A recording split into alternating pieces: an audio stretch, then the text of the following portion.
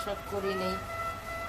হোটেলে খালি 10 টাকা করে ভাত কিনে নেই, নিয়ে খাই। অনেক সময় আরও অনেক অনেক কাজ করি, প্রচুর কাজ করি।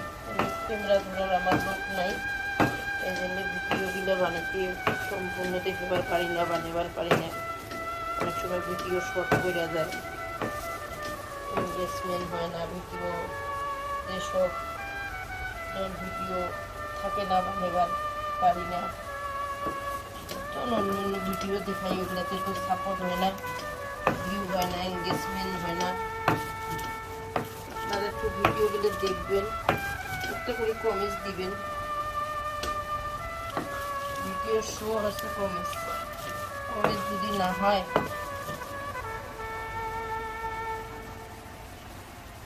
আপনারা নতুন জামা কাপড় যদি পরেন তাহলে সৌন্দর্য তো দেখাবেন।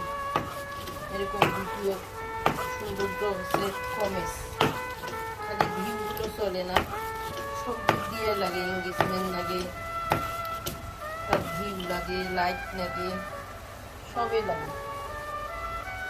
কিন্তু ভিউ হলে তো আর হবে না, ভিউ তো কম বেশি হয়।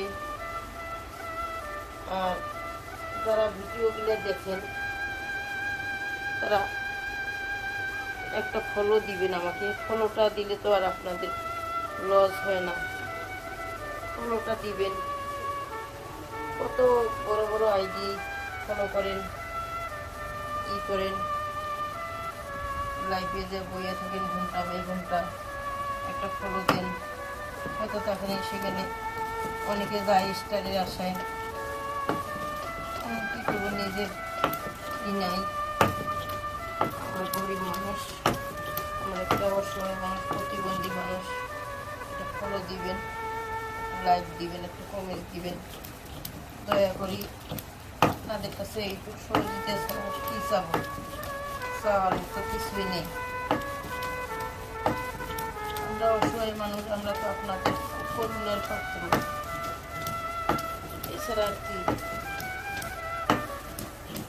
আমার এগুলা বাতা কীরকম হইতেছে আপনারা সবাই একটু কমেন্টে জানাবেন যে আমার কাজগুলা ভালো হয় কিনা।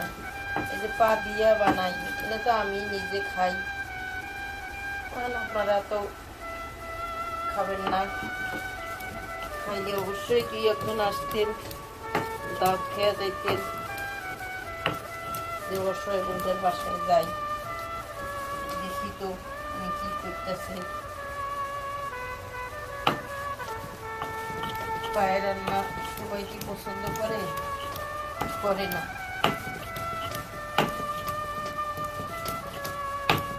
আমার তো আমার খাওয়াই লাগে। মেহমান যখন আইসে তখন হয়তো পাও দিই ছানি না।